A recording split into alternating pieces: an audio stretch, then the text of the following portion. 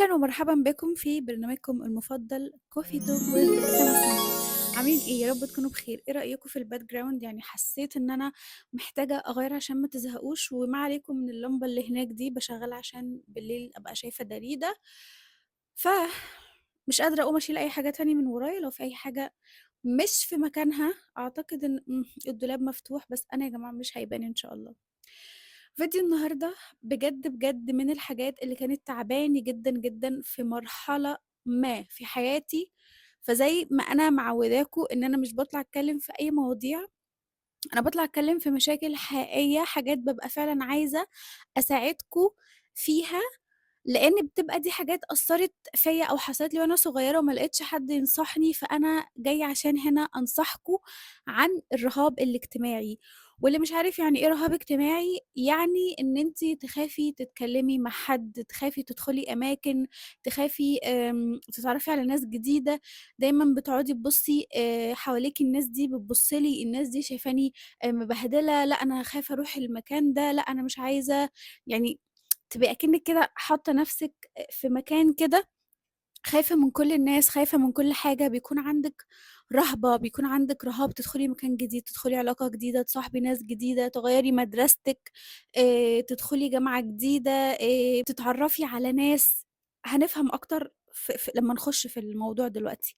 بس قبل ما نبدأ الفيديو لو سمحتوا، لو سمحتوا اعملوا لايك واكتبوا لي comment واشتركوا في القناة عشان أنتم بتشوفوا وأنتم يا جماعة مش مشتركين، فلو سمحتوا اشتركوا في القناة، لو سمحتوا.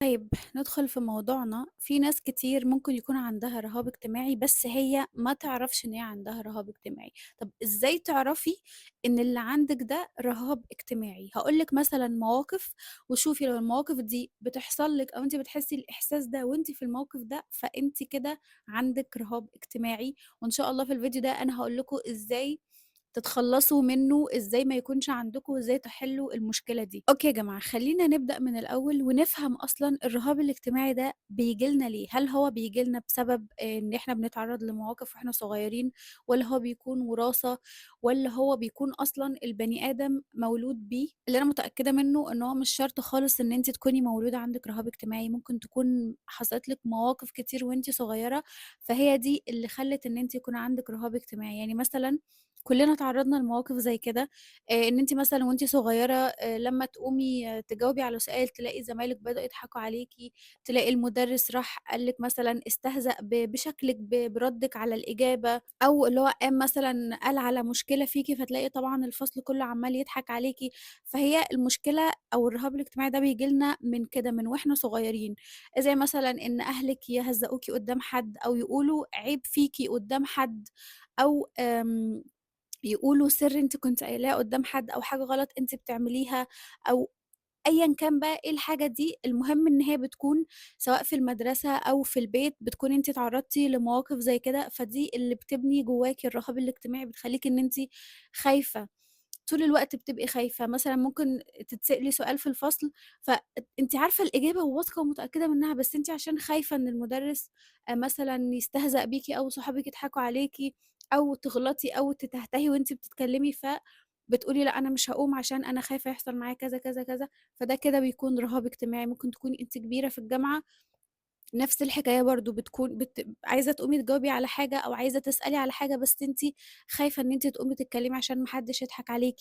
ممكن تكوني اسمِك مثلًا مختلف شوية فيقولوا لأ أنا يعني تخافي إن أنتِ تقومي بسبب إن هو ممكن يتريقوا على اسمِك، يتريقوا على شكلِك، حد يبُص لِك. يعني صدقيني هو ما حدش مهتم أصلًا أنتِ اسمِك إيه ولا أنتِ لابسة إيه، الموضوع ده بيكون جوانا إحنا، إحنا جوانا بنكون عندنا أو فاهمين إن الناس كلّها بتبُص لنا، الناس كلّها مركّزة معانا، بس صدقيني ولا حد بيبُص لِك ولا حد مركّز معاكِ. تخيّلي مثلًا أنتِ قاعدة في مكان عادي وفي واحدة داخلة، طبيعي يعني طبيعي تلاقي مثلًا عينِك جات عليها، اللي هو نظرة، عينِك جات عليها نظرة وخلاص، يعني عادي، هو ما فيش حاجة أصلًا. بس الناس اللي بيكون عندهم رهاب اجتماعي بيكونوا فاكرين إن أنتِ مثلًا داخلة مكان إن كل الناس عمّالة تبُص عليكِ، بيبُصّوا على شكلِك، بيبُصّوا على لبسِك، بيبُصّوا على لفة طرحتِك، ممكن تكون نظرة عابرة جدًا، فالنظرة دي تشكّكي في نَفْسِك اللي هو أنا شكلي فيه حاجة غلط، أنا لبسي فيه حاجة غلط، طب أنا مش عارفة إيه النهارده، فممكن أصلًا تبقي متوترة وخايفة فتسيبي المكان وتمشي. ابنوا بقى على المواقف دي حاجات كتير أوي شبه الموضوع ده كده. تكوني مثلًا أنتِ في الشغل ممكن تكون عندِك أفكار كتير حلوة جدًا، بس أنتِ خايفة إن أنتِ تتكلمي، خايفة تقولي أفكارِك بسبب برضه إن أنتِ عندِك رهاب اجتماعي إن حد يقول لِك لأ فكرتِك مش حلوة، أو حد يقلل منها، أو حد يضحك عليكِ، أو أيًا كان بقى. أنتِ تفكيرِك وقتها بيكون كُلّه سلبي، إن كل الناس مستنية إن أنتِ تعملي حركة معيّنة، أو تدخلي أي مكان عشان الناس تشوفِك أو تبُص عليكِ أو تتريق عليكِ أو تنتقدِك. أنتِ أصلًا صدقيني لا حد بيبُص عليكِ ولا حد بينتقدِك، دي حاجة بتكون جواكِ أنتِ، آآ حاجة في بالِك في تهيؤاتِك أنتِ بس، لكن في الحقيقة ما حدش أصلًا شايفِك، ما حدش مهتم، كل واحد قاعد عنده فيه اللي مكفّيه. ممكن أصلًا تكون في ناس تانية قاعدة تفكيرها نفس تفكيرِك، يعني ممكن يكون مثلًا واحدة قاعدة قدّامِك هي أصلًا برضه عندها رهاب اجتماعي وتفكيرها نفس تفكيرِك، وقاعدة بتبُص حواليها كده وكده، وأنتِ تكوني فاكرة مثلًا إن هي بتبُص عليكِ، أو إن هي مش عاجبها شكلِك، أو هي بتقيّمِك. الأعراض بتاعته إن أنتِ ضربات قلبِك بتبقى سريعة لمّا تتحطّي في موقف، مثلًا حد يسألِك سؤال، تقابلي حد صُدفة، تروحي مناسبة، تجمُّع عائلي، شغل جديد، تبقي مش عارفة تتكلّمي، تبقي مش عارفة تجمّعي جملة على بعض، تبقى متوتّرة كده، إيدِك بتترعش رعشة خفيفة. في فرق كبير بين إن أنتِ تكوني مكسوفة وإن أنتِ عندِك رهاب اجتماعي. صدقيني الرهاب الاجتماعي ده بيخلّيكِ فايتِك حاجات كتير جدًا، جدًا في الحياة أنتِ مش عارفة تستمتعي بيها. ممكن تكون جه لِك فرصة شغل كويسة أو أي حاجة كويسة، وأنتِ عشان خايفة من اللي قدّامِك فترفضي، فتضيّعي على نفسِك حاجات كتير أوي، أوي حلوة. ده غير إن أنتِ طبعًا لو في أي وقت اتعرّضتِ لأي موقف مش حلو هتتظلمي، أو أنتِ بمعنى أصح بتظلمي نفسِك، لإن أنتِ مش هتبقي عارفة تدافعي عن نفسِك، لإن أنتِ خايفة. وده بييجي عن طريق إن ممكن تكون زي ما قُلت لكم مواقف حصلت لكم وأنتم صغيرين، أو حد اتنمر عليكم وأنتم صغيرين، فده بيربي عندكم خوف إن أنتم تواجهوا، إن أنتم تتعرفوا على ناس جديدة، إن أنتم أصلًا تتكلموا مع حد، أو إن أنتم أصلًا تعملوا أي حاجة تلفت انتباه حد. دايمًا بتكونوا عايزين قاعدين ساكتين في حالكم، مش عايزين حد يبُص لكم، مش عايزين تعملوا أي حركة عشان ما حدش يبُص عليكم. أنتم عارفين زمان والله العظيم يا جماعة، أنا هاحكي لكم بقى حاجات مواقف حصلت معايا أنا زمان، أول ما كبرت وبدأت إن أنا أخرج بقى وأشوف بقى المولات والحاجات دي كلّها. طبعًا أنا يعتبر كنت عايشة في قرية، فبالنسبة لي الحاجات دي أنا أول مرّة إيه ده، إيه ده، إيه المجتمع ده، بجد إيه المجتمع ده. السلام عليكم، ايه ده ايه ده إيه المجتمع ده. فبعد كده لمّا بدأت إن أنا بقى لأ، أنا عايزة أستكشف، أنا عايزة أعرف إيه الدنيا دي وإيه الناس دي والمول ده اتبنى إزاي والعالم ده الناس دي عايشة إزاي، الناس دي بتعمل إيه. لإن كان بالنسبة لي حاجة أول مرّة أشوفها، أنا عمري ما رُحت أماكن زي كده، عمري ما خرجت خروجات زي كده. فأنا كنت حابة أوي إن أنا أروح وأقعد ومثلًا أقعد في كافيهات، أقعد في مطعم، كنت مبسوطة يعني حاجات عايزة أعيش، أنا عايزة أعيش حياتي. فطبعًا أنا يعني كنت بابقى خايفة، يعني كل الناس حواليّا مثلًا ستايلهم مختلفة عني، طريقة كلامهم مختلفة عني، آمم شكلهم مختلف عني. فأنا كنت حاسة إنه أنا مش شبه الناس دي، يعني أنا في الوقت ده أنا حاسة كده، حاسة إن أنا ما كنتش شبه الناس دي. بس واحدة، واحدة لمّا بدأت إن أنا أخرج أكتر أدخل أماكن أكتر وأتعرّف على ناس، حسيت إنه عادي. الأول طبعًا كنت بابقى خايفة جدًا، يعني أنا فاكرة والله هاحكي لكم موقف قبل كده، كنت في Starbucks زمان جدًا، جدًا يمكن في 2016، فكنت أول مرّة في حياتي أدخل Starbucks. المهم أنا طبعًا هُم بيبقوا حاطين الmenu، زمان كان الmenu مكتوب كده، يعني اللي عارف بقى Starbucks من زمان ما كانش الmenu شاشة، لأ كان مكتوب، مكتوب كده بالأبيض المشروبات والحاجات دي كلّها. فأنا طبعًا بالنسبة لي برضه دي حاجات جديدة، فأنا مش فاهمة، فأنا مش عارفة يعني مش عارفة أطلب إيه أو كده. فالمفروض إن الmenu ده أو البتاعة اللي من ورا دي مكتوب فيها الmenu، فهو ده الmenu، فالطبيعي إن أنا هاطلب إيه، هاطلب المكتوب. فكل حاجة كانت مكتوبة عربي وقصادها إنجليزي. فأنا يا جماعة تخيّلوا إن أنا الراجل بَص لي حتّة بصّة، تخيّلوا قُلت له إيه، أنا مش عارفة بقى أنا باطلب وخلاص. فأنا طبعًا باطلب بصوت واطي جدًا، أنا خايفة، أنا متوتّرة، في ناس واقفة ورايا وفي ناس قاعدة، فأنا أصلًا يعني هيسمعوني باقول إيه. فرُحت قُلت له: "لو سمحت أنا عايزة اللي هناك ده." تخيلوا يا جماعة هو ممكن يكون فاهم إن أنا أصلًا ما باعرفش أقرا، فبيقول لي اللي هناك ده اللي هو أنهي، طبعًا بقى إيه يعني هو أكيد فاهم إن أنا يعني خايفة أو إن أنا أول مرّة أدخل مكان زي كده، لإنه أكيد واضحة يعني واضحة. فأنا مش عايزاكم تخافوا خالص إن أنتم تتعاملوا أو تروحوا مطعم وتطلبوا حاجة، أنا هنفهم دلوقتي بعدين. فقُلت له اللي هو ده، اللي هي مكتوب عليها اسمعوا أنا قُلت إيه، والله قُلت كده، قُلت له اللي هي مكتوب عليها شوكولاتة ساخنة. انا هضرب نفسي. لا خلاص بضرب نفسي. خلاص والنبي على اليوم اللي شفتك فيه بضرب نفسي. خلاص طب لا عارف تتكلم ولا عارف تقول حاجه ولا عاوز تفهم. انت ايه؟ خلاص اسكت اسكت. حاضر طيب. اللي هي hot chocolate. يا نهار أبيض! تخيلوا يا جماعة والله العظيم إن أنا قُلت له كده، راح بَص لي كده وقال لي: "تمام ماشي، عايزاها medium والّا large والّا small؟" دي بقى قُلت له عادي، قُلت له: "لأ عايزاها small."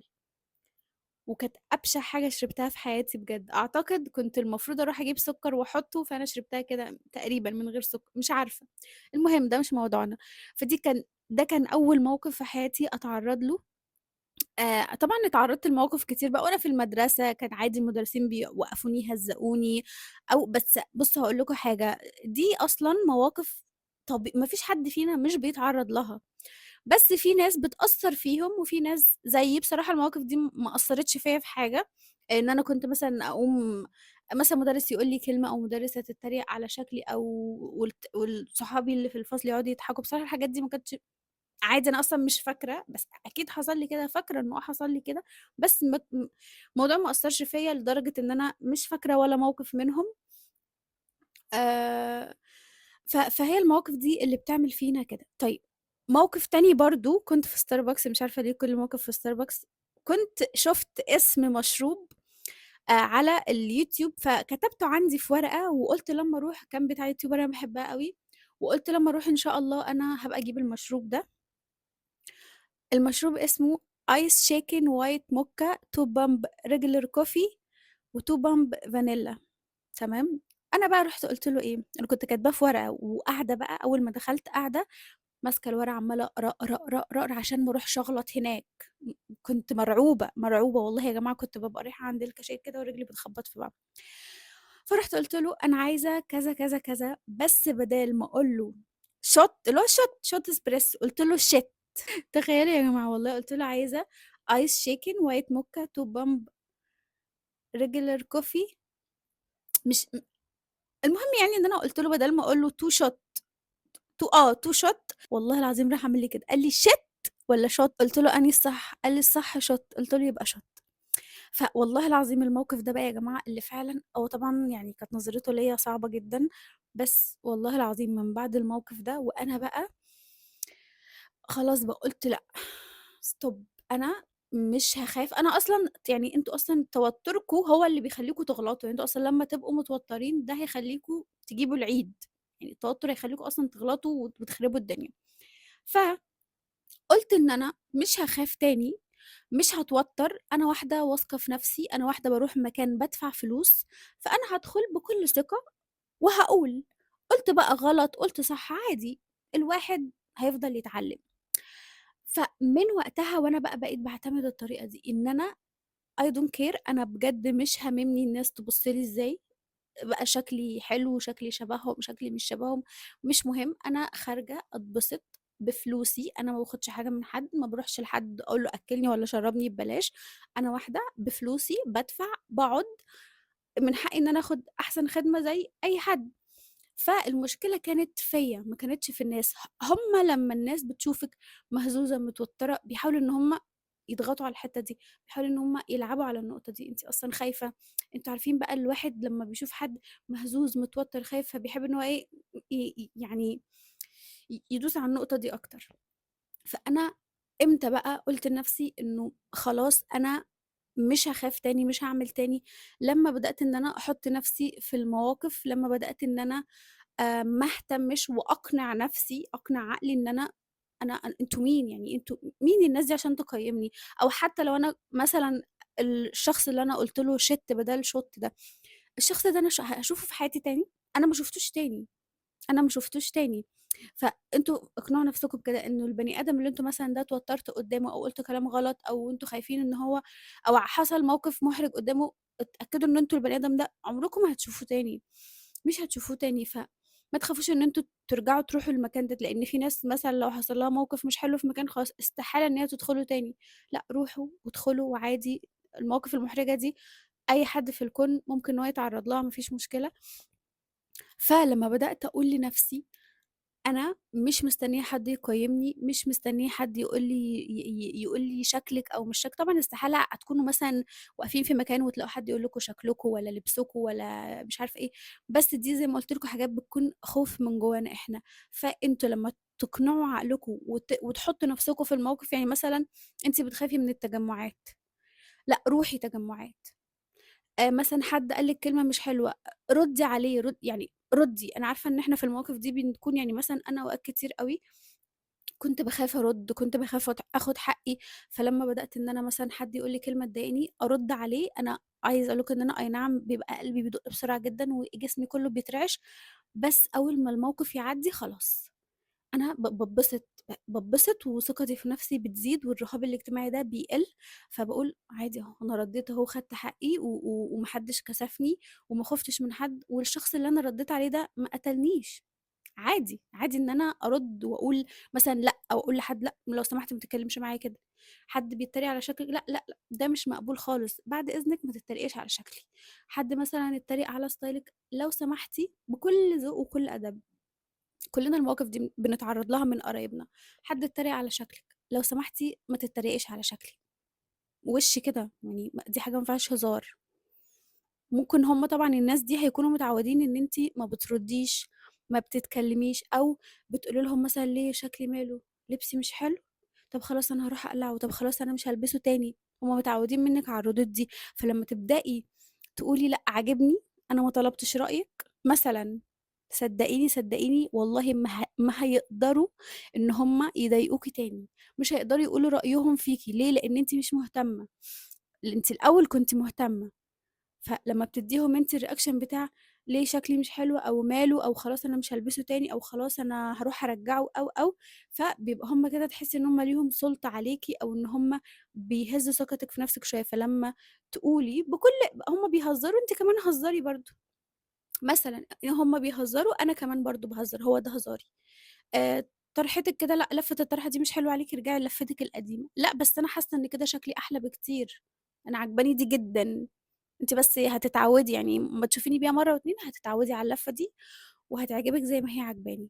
فاقعدوا فكّروا، شوفوا إيه المواقف اللي أنتم بتتعرّضوا لها بتضايقكم، وخلّيكم مجهّزين ردود، يعني أنتم مثلًا بتبقوا رايحين التجمُّع ده عارفين إن في ناس رخمة مثلًا هتسألكم عن خطوبة، هتسألكم عن جواز، هتسألكم عن حمل، هتسألكم عن دراسة، هتسألكم عن نتيجة، هتسألكم عن شهادة، خلّيكم مجهّزين الردود اللي أنتم عارفين إن السؤال اللي أنتم هتسألوه، وروحوا، روحوا مجهّزين ردودكم، وأول ما هتردوا وهتحسّوا إن أنتم كده يعني هديتوا كده أو هتحسّوا إن أنتم كسفتوا الناس دي، صدّقوني الموضوع هيبدأ يقِل معاكم بالتدريج، لإن هو الموضوع أكيد هياخد وقت، بس بالتدريج هتبدئي تلاقي إن أنتِ بتعرفي تردّي، لمّا تلاقي حد مثلًا قال لِك كده فأنتِ سكّتيه بردِّك باحترام وبأدب طبعًا، الشخص ده صدّقيني مش هيتعرّض لِك تاني، بالعكس هيخاف منِّك وهيعمل لِك حساب، فأنتم ما تستنوش من حد إن هو يقيّمكم أو حد أصلًا يدّيكوا رأيه، يعني ليه حد يدّيكوا رأيه؟ مش من حق حد إن هو يعمل كده، فزي ما قُلت لكم إن أنتم بتخرجوا في مكان، اخرجوا، اتبسطوا، أنتم بفلوسكم، يعني أنا برضه الأول زمان كنت باتكسف أوي أتصوّر قدّام حد، كنت بُصّوا يعني والله العظيم أنا افتكرت موقف مرّة زمان كنت رايحة أجيب فطار، كنت صغيّرة أوي، والراجل ده كان بيبقى زحمة، اللي هو عندنا في الشارع، والله العظيم يا جماعة واقفة هو طبعًا إيه بياخد الفلوس من الناس ويمشّي وبعد كده ياخد فلوس تاني، من كتر ما أنا مكسوفة إن أنا أتكلّم أو خايفة إن أنا أمِد إيدي زي ما الناس ما بتمِد إيديها، قسمًا بالله إن أنا فضلت واقفة لحد ما خلّص الفطار، وبعد كده قال لي: "هو أنتِ لسه فاكرة؟ أنا خلّصت." هو طبعًا شايفني واقفة، هو عارفني يعني. فكل شوية أقول لأ، لمّا الناس تهدى شوية هابقى أمِد إيدي وناس تيجي وأنا واقفة وتمشي وأنا واقفة، وناس تيجي وتشتري وتمشي وأنا واقفة، لأ، لمّا الناس تهدى شوية هابقى أقول له، لمّا زحمة أوي لمّا الناس تهدى شوية عشان أنا خايفة أتكلّم، أنا خايفة أتكلّم قدّام الناس، أنتم متخيلين؟ لحد ما قال لي: "خلاص أنا خلّصت فطار، أنتِ واقفة بقى لِك ساعتين وفاكرة دلوقتي تقولي لي أنتِ عايزة إيه، أنا خلّصت." والله العظيم الموقف ده حقيقي حصل، ومواقف كتير بس أنا فعلًا مش فاكراها، لإن خلاص أنا دي مرحلة وعدِّت، فأنا ما بقيتش مهتمة، ما بقاش الموضوع يأثّر فيّا. وعايزة أقول لكم حاجة، إن الرهاب الاجتماعي ده طبعًا، طبعًا بيخلّي ما فيش ثقة خالص في نَفْسكم. ف يعني لو أنتم اتغلبتوا على الموضوع ده صدقوني هيكون عندكم ثقة كبيرة جدًا، جدًا في نفسكم، لإن الثقة عمرها ما هتبقى عندكم طول ما أنتم أصلًا بتخافوا تتكلموا قدّام حد. هتبقي واثقة في نفسِك إزاي؟ عشان باشوف ناس بتقول الرهاب الاجتماعي غير الثقة، إزاي يعني؟ إزاي الرهاب الاجتماعي ما لوش علاقة بالثقة بالنفس؟ شُفت كذا فيديو ناس بتقول كده، بس أنا شايفة إنه لأ، هو أصلًا يعني الثقة بالنفس أنتِ واحدة واثقة في نفسِك، واثقة في شكلِك، في لبسِك، في كل حاجة في حياتِك. إزاي هيبقى عندِك رهاب اجتماعي بس واثقة في نفسِك؟ لأ، يعني don't mix. الرهاب الاجتماعي لو اتغلبتوا عليه تلقائي هتلاقوا إن أنتم عندكم ثقة في نفسكم. وفي ناس كتير بتكون شايفة إن هي ما عندهاش ثقة في نفسها، بس هي أصلًا ما بيكونش كده، أنتِ فكرِك كده، لكن أنتِ في الحقيقة بيكون عندِك رهاب اجتماعي، مش عندِك قلة ثقة، لأ أنتِ عندِك رهاب. once إن أنتِ عالجتِ الرهاب ده صدقيني هتكون ثقتِك في نفسِك مليون من غير أي حاجة. أعتقد إن أنا كده قُلت لكم كل حاجة، والله العظيم يا جماعة لو جرّبتوا فعلًا الكلام اللي أنا باقوله لكم ورميتوا نفسكم في المواقف وواجهتوا الناس دي وجهّزتوا ردود سواء في المدرسة، في الجامعة، في الشغل، في التجمعات العائلية. أنا عارفة إن إحنا كلّنا بيكون عندنا صاحبة كده مستفزة، هي ممكن تكون صاحبتِك وbest friend بس برضه بتنتقدِك أو بتحاول تقلل منِّك قدّام حد، فبرضه دي كده تمسكيها تدّيها قلمين على وشّها وتتفّي عليها وتقطعي علاقتِك بيها عشان بجد دي مش صاحبتِك. أنا عارفة النوع ده من الصحاب كويس أوي. اكتبوا لي كل حاجة عايزينها في الcomment وإن شاء الله بإذن الله هاصور لكم حلقات تحفة إن شاء الله. اكتبوا لي الفيديو ده عجبكم والّا لأ، وبس كده وإن شاء الله أشوفكم الفيديو الجاي. باي باي.